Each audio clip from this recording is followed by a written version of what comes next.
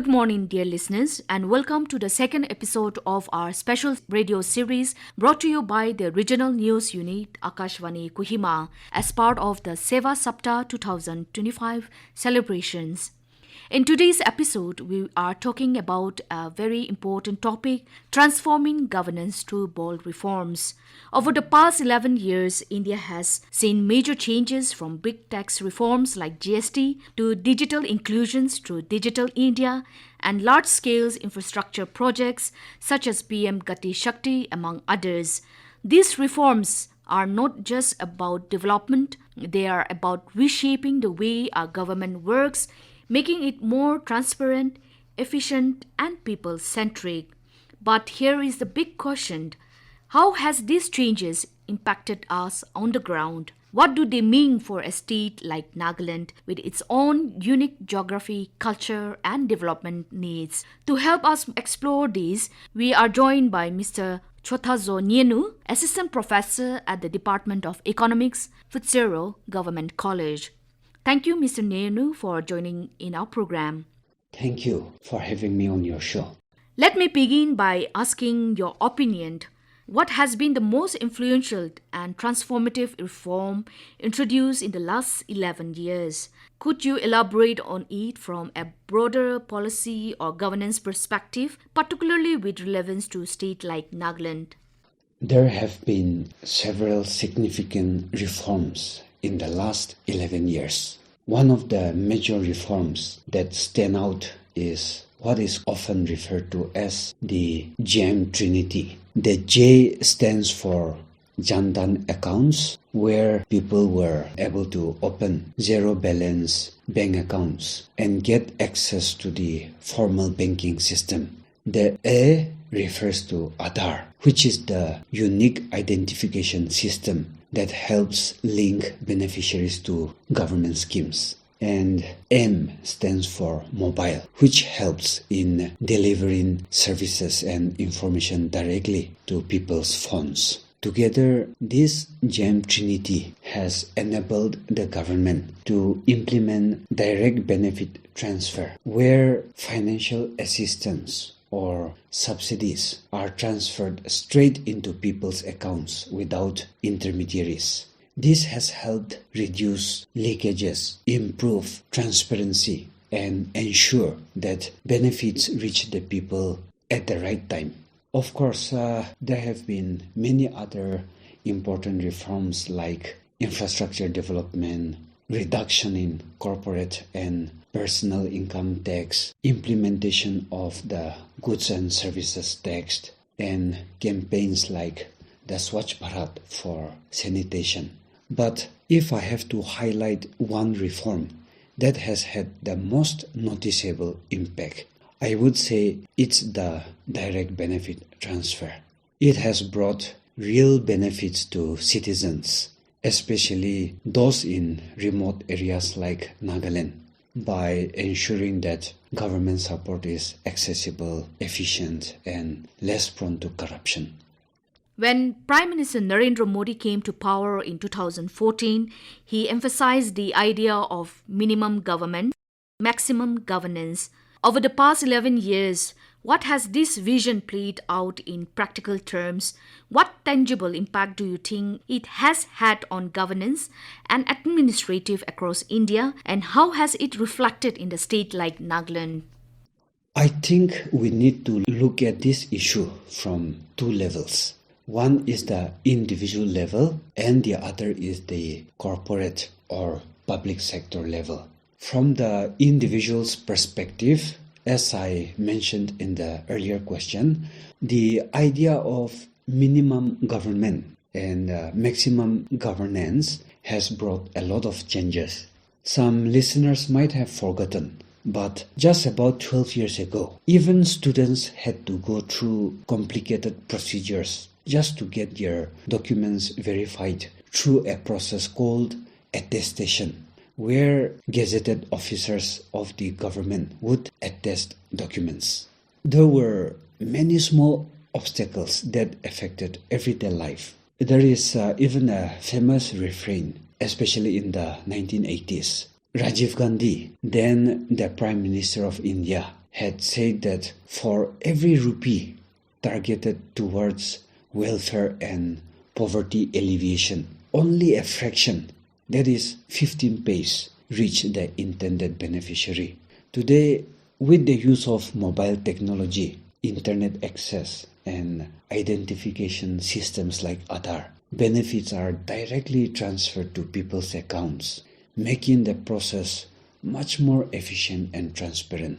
This is true even in a state like Nagaland. From the corporate or public sector level, we have seen improvement in efficiency and management in some areas. However, if we look deeper, the government has faced difficulties in areas like disinvestment. Unlike previous governments, for example, during the Vajpayee era, when many public sector units were successfully privatized, the current government has not been as successful in selling or restructuring state-owned enterprises.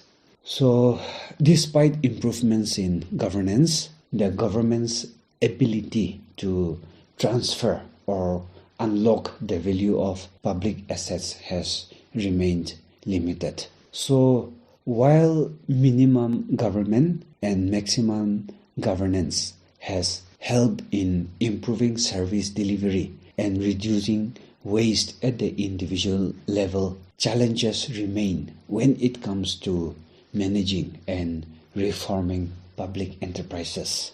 The government's role in enhancing efficiency is visible, but it still needs to find better strategies to privatize or monetize its assets, as was attempted in earlier periods. Technological transformation has arguably been one of the most remarkable developments in recent years. India has built globally acclaimed digital public infrastructure through platforms like Aadhaar, UPI, DigiLocker, and more. How do you see these digital initiatives strengthening the foundation of governance, and how well have they been adopted in Nagaland?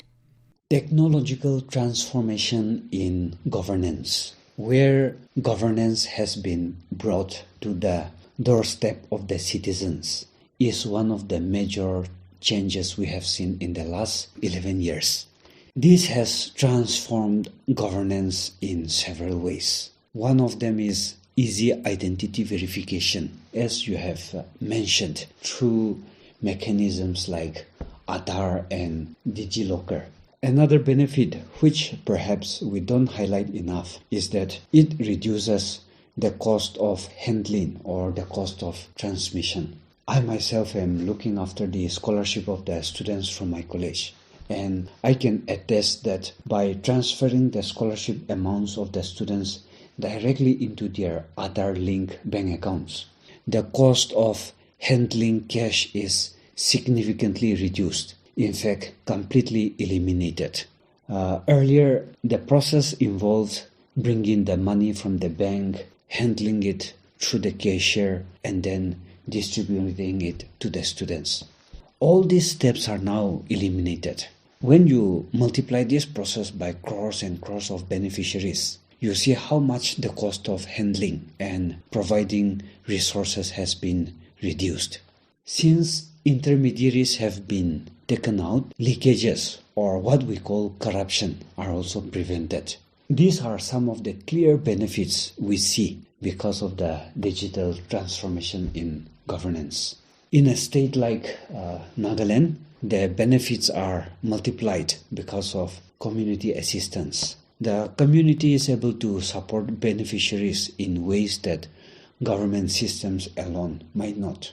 This is not to cast any aspersion on government officials, but it can be the case that there is no personal contact between the government official and the beneficiary. And as a result, it may be harder for the official to show compassion or understand the beneficiary's concerns.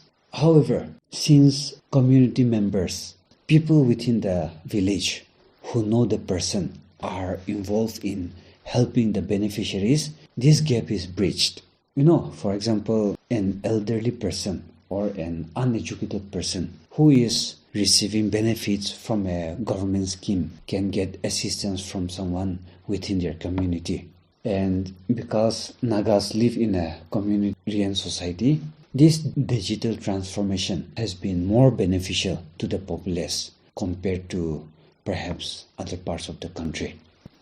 Citizen-centric digital reforms such as direct benefit transfers, DigiLocker, and online grievance redressal system have also undoubtedly simplified our daily life. But beyond convenience, how do you think these reforms have helped build trust in public institutions and brought people closer to government, particularly a state like Nagaland where connectivity and access remains a challenge? I believe it's important to understand both the historical and geographical context of Nagaland to fully appreciate how these digital reforms are building trust between people and government. Historically, Nagas were and still are a tribal society. We lived under what is called village republics, where local governance was based on community structures rather than formal state institutions. Modern governance, as we see today, reached Nagaland very late. For a long time, many people did not view the government as a system to serve and govern them, but rather as an external entity from which resources could be extracted. This mindset has been changing in recent years, but it is rooted in historical experience. Geographically, Nagaland is part of what is called the Himalayan states and is located at the periphery of the country. As you mentioned, connectivity and access remain challenges, but these are only part of a much larger issue. Even where infrastructure is available, trust and engagement with government services have been shaped by years of distance and isolation from state mechanisms. Now, to answer your question, there is a growing young population that is aware of its democratic rights. This generation is learning to demand services and accountability from the government. Among the older generation, we also see that welfare benefits are being delivered more visibly. People are aware of the schemes, and the presence of the Prime Minister's image in promotional materials reinforces the connection between government actions and leadership. This has increased expectations from the government.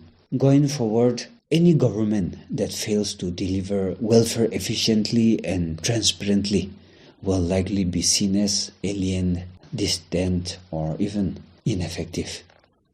Do you think Nagaland has been able to align with and implement the bold reforms being undertaken by the Government of India? If so, could you share some examples on how this convergence has taken place, especially in areas like governance, infrastructure, or public service delivery?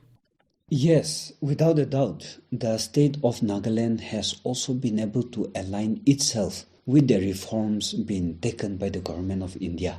As we have been discussing before, the identification of beneficiaries and the ability to transfer benefits directly to them has been one of the reforms that has reached even the state of Nagaland. Closely aligned with this is the fact that the government of Nagaland has developed its own digital infrastructure. An example is that all state government employees have been given a PIMS ID. Before this was implemented, even when there were vacancies or backdoor appointments, employees could not be properly tracked. But through Nagaland's digital reforms, such irregularities have been significantly reduced.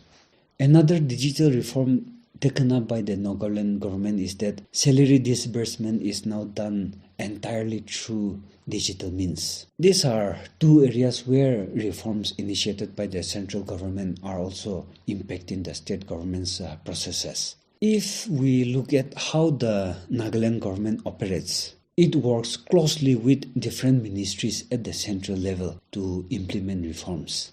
Another area where the state aligns with the central government's vision is physical infrastructure development. where Nagaland has been one of the most important beneficiaries. Of course, better roads and transport have increased ease of travel, but a benefit that perhaps has not been discussed much is land compensation. Many people have received land compensation from the government, which has served as capital for them. This in turn has enabled investments in building houses, starting businesses, and other economic activities. These are some of the reforms that have reached and are being implemented by the government of Nagaland. Additionally, there has been progress in areas like the insurance sector penetration and GST reforms. However, I'm sure GST is an area we will be discussing further, so I will not touch on that for now. Well, let's move on to another key areas here, economic and tax reforms. The introductions of goods and services tax, GST, was a landmark step. How would you evaluate the role of GST over the years in strengthening India's federal structure and economic framework? How has it affected smaller and more remote states like Nagaland? The introduction of the goods and services tax was a landmark reform that has strengthened India's federal structure by creating a common tax system while ensuring state revenue compensation. GST has simplified taxation and improved transparency, making compliance easier for businesses across the country. For Nagaland, a primarily consuming state with fewer large businesses, GST has been beneficial because it allows citizens to access goods and services from across the country more seamlessly. At the same time, some GST rates were quite high, which posed challenges for smaller consumers and enterprises.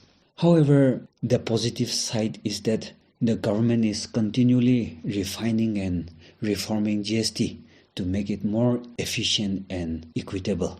So overall, GST has helped integrate India's economic framework and brought significant benefits even to remote states like Nagaland, while ongoing reforms indicate a willingness to address challenges and improve the system further. Moving on to infrastructure reforms, national initiatives such as Bharatmala, Sagarmala and PM Gati Shakti have significantly reshaped India's logistic and connectivity landscape, ensuring last-mile delivery. From the perspective of Nagaland and the Northeast region, how impactful has this scheme been in improving connectivity, infrastructure development and creating economic opportunities? Prime Minister Modi implemented India's Act East policy in 2014. And one key component of this policy was improving infrastructure and connectivity. Enhancing connectivity has reduced transportation cost and travel time, which has had a direct impact on economic activities. A clear example is the four-lane road construction between Dimapur and Kohima. Previously, the journey used to take more than 3 hours. Now it takes only about 1.5 hours. This improvement has led to an increase in domestic tourism, and since transportation costs affect the prices of goods and services, it has also stimulated a variety of economic activities in the region. Urbanization is gradually taking shape in Nagaland, while large-scale projects like the Smart City Mission, PM Awas Yojana and metro expansion are most prominent in bigger cities. How have such urban development schemes impacted states like Nagaland? Do you believe these initiatives have not only improved physical infrastructure but also enhanced the overall quality of life, particularly for people in smaller towns or semi-urban areas who may never have imagined such access before? Urbanization is an area with huge potential for India, especially for driving economic growth. At the same time, cities still face real challenges like basic amenities, healthcare, sanitation, and even coordination across government departments can be weak. For India to truly benefit, more attention needs to be given to solving these everyday issues, particularly in smaller towns and emerging urban centers. Programs like the Smart Cities Mission and Prime Minister Awas Yojana are steps in the right direction. But the real test is making sure people actually feel the impact in their daily lives. So while urbanization is promising, it is clear that there is still a long way to go to make our towns and cities fully livable and truly connected to the opportunities they can offer.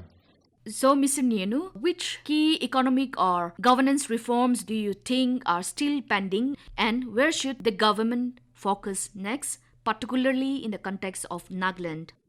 While India has made significant progress in governance, taxation, and infrastructure over the past decade, some key reforms are still pending. Like I mentioned before, disinvestment and public sector reforms. These are still incomplete, and many state-owned enterprises have yet to be modernized or even privatized. Also, urban governance, healthcare, and digital literacy. These are also uneven, particularly in remote and tribal areas. In Nagaland, the focus should be on improving last-mile service delivery, expanding digital and physical infrastructure, and supporting local entrepreneurship. Better roads, reliable internet access, and easier access to credit can empower small businesses and youth in towns and villages. At the same time, decentralization is very important. Funds and decision-making power, they need to be distributed to the local level so that local governments can identify priorities and work according to the specific needs of their communities. Reducing excessive regulation and unnecessary bureaucracy will also help make governance more efficient and responsive. Finally, what is your overall assessment? Has India's governance truly been transformed over these 11 years? Or would you say it is still very much a work in progress? Over the last 11 years, India has seen a lot of change. We have had corporate and personal income tax reductions, the GST reforms in 2017, and this year, 2025 also, we have had the GST reforms recently, the introduction of direct benefit transfers, the Swachh Bharat, and so on. The country has kept inflation low and remained the fastest growing large economy, even during challenges like COVID-19, the lockdowns, the Russia-Ukraine war, and trade tensions under the Trump administration. At the same time, some areas we still need attention, like disinvestment, urban management, and healthcare. Moving forward, we need to build on the progress that has already been made. There is an economist by the name Manish Sabharwal. He has been writing regularly in the Indian Express, pointing out that most of the next round of reforms will need to happen at the state level. So while the central government has done a lot, state governments also need to take action to make sure these reforms truly reach the people. And that brings us to the end of today's conversation. A big thank you to our guest, Mr. Chothazo Nienu, for those insightful reflections. Thank you. It was a pleasure to have participated in this radio talk. We have learned today that governance reforms are not just policies on paper, they have real impact on people's life. From digital services and better roads to economic growth and transparency, change is happening. As we look ahead, it is clear that bold reforms must go hand in hand with inclusive and people-driven governance. Thank you, dear listeners, for joining us.